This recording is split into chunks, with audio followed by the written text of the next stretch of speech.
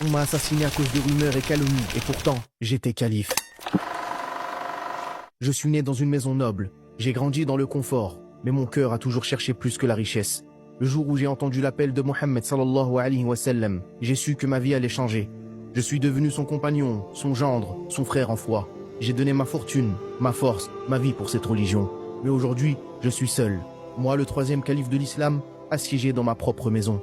Ils disent que j'ai trahi, que j'ai donné le pouvoir à ma famille, que j'ai oublié la justice. Ils disent même que j'ai falsifié le livre d'Allah.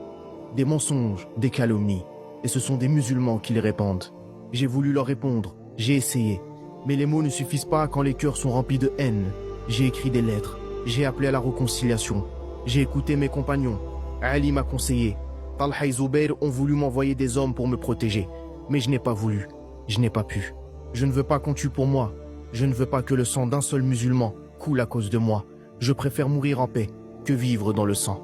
Alors j'ai attendu. Je jeûne aujourd'hui. Mon cœur est serein. Cette nuit, j'ai vu le prophète en rêve. Il m'a souri avec Abu Bakr et Omar à ses côtés.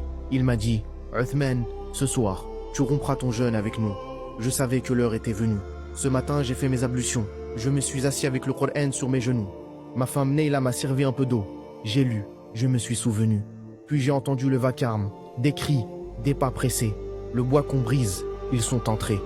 Je les ai regardés, je n'ai pas crié, je n'ai pas levé la main. J'ai juste dit, par Allah, ne tuez pas un homme qui prie. Mais il ne m'écoutait plus depuis longtemps. Le sabre est tombé, puis un autre. J'ai senti la douleur. Le sang coulait sur mes jambes. Une goutte est tombée sur le verset. Allah suffit à son serviteur. Il surveille tout ce que vous faites. Neila a crié. Elle a voulu me protéger. Ils lui ont tranché les doigts. Puis, tout est devenu silencieux. C'est ainsi que je suis mort, dans la maison que j'ai refusé de défendre, avec le livre d'Allah contre mon cœur, tué par les miens. Je suis le calife de l'unité, celui qui a compilé le Coran pour que la Oumma parle d'une seule voix. Et c'est au nom de cette même Oumma qu'on m'a assassiné. Et ce jour-là, quelque chose s'est brisé.